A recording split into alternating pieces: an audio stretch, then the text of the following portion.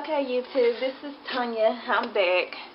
I decided to go ahead and do the video. This may be two videos. If it is, you'll see a part one and part two about Juanita Bynum. And this is about how I met Juanita Bynum. I have an ad here, and I folded it down. This was my church's newsletter. And if you can see, I don't know if you can see that, but there's a picture of Juanita Bynum on there.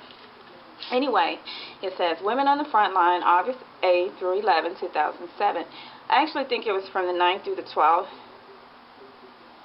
Yeah, because it was from, I know I got back to Houston that Sunday, so whatever that Sunday was, the last day of the event was that Saturday. Anyway, this ad was introduced to me by my church. Now, I really didn't know Juanita Bynum. I had kind of vaguely remember hearing about her.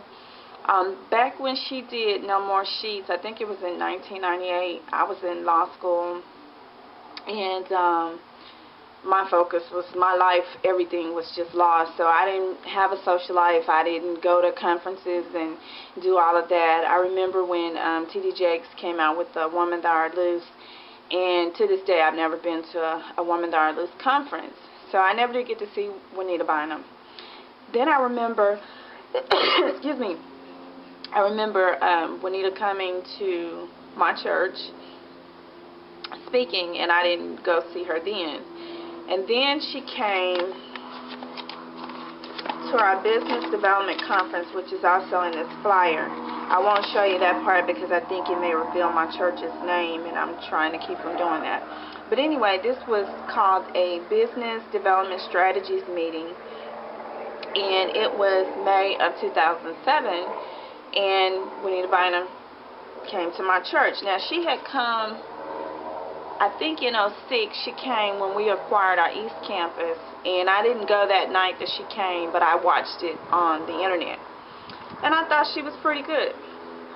I was impressed, with her. I could hear the message despite all the yelling and screaming. Usually I can't hear when you yell and scream, but I was able to hear the message. And then she came to the Business Development Conference. I was very moved by the things that she said. I was impressed with the things, her own business, things that she had going on. I was really impressed with her, I was. So I had been seeking answers in my own life, my own spiritual life, for things. I know I have a call of God on my life, and I really have been running from that for like years. So now at this point, I felt like I need to just stop running and just face the music. So I'm looking for answers. I'm open and maybe even vulnerable. I don't know. At any rate, so the event was in August.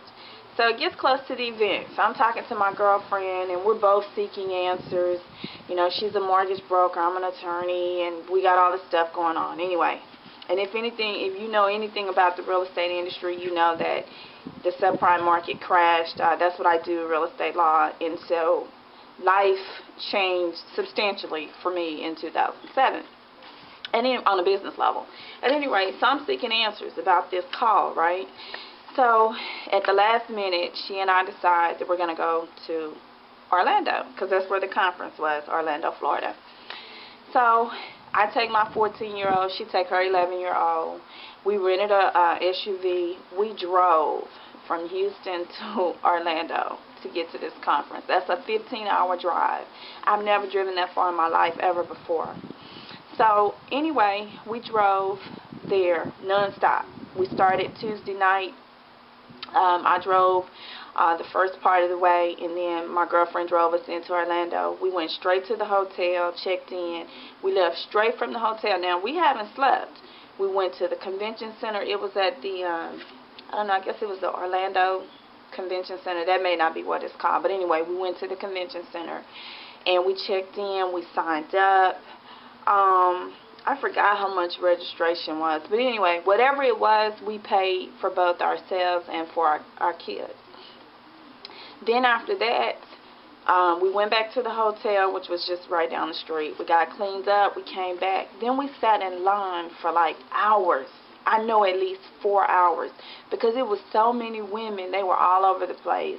and we were just, concerned we were going to end up sitting way in the back. And it was just a bunch of drama, okay? This was the first day of the conference. It was drama, it was chaos, it was confusion at best. Anyway, long story short, aside from that, let me get to the good part. So I'm observing Juanita Bynum, I'm listening. I see her, in and outside of the conference atmosphere, like just in her jeans, regular clothes, and then I also see her, as the prophetess. So anyway, even then, I didn't agree with everything she had to say, but I was still, for the most part, the principles, what she was saying, what she was teaching about, I was on board. So I signed up for, first of all, we left all of our money in Orlando at this conference, okay, everything. When we left, we had money to get home, we had money for gas, we had money for food, that sort of thing. But all that excess, we gave it in offerings. There was like, I think 2 offerings a day. We gave it in offerings. We left it in the product tables. We bought all kind of stuff. One thing that I bought is what you see me with here. I don't know if you can see. This shirt is called Get in Life Now. This was one of the Juanita Bynum shirts. This was the shirt that we wore on Saturday for the last day. It was Saturday. We also bought the pink shirts, which were the official Women on the Frontline conference shirts. We wore those on Friday. I got this headband. I don't know if you can see it here, where it matches the shirt. It says Get in Life Now. She has this website called getinlife.com. Last time I checked, it wasn't up. Anyway, I also bought shirts for both girls. We bought the backpacks, just everything. We just supported her ministry. Then I signed up to be a covenant partner. And as a part of my package for the covenant partner, I paid $25 to, get started. And I got this membership card that you can see right here. I don't know if you can see it. And it's the Juanita Bynum Ministries Covenant Connection card. I got, I got another pink and brown Juanita Bynum bandana. I don't even know what happened to that. It's somewhere in the house. It matches this bag. I got this bag, if you can see it here. The Juanita Bynum Partnership Covenant Connection bag, which matches. You'll have to excuse me. I'm sitting outside in the backyard. Matches the headband, the other headband that I got. We bought all kind of. I didn't buy any Juanita Bynum tapes or books or anything like that. I did buy from other ministers because there was all kind of people there.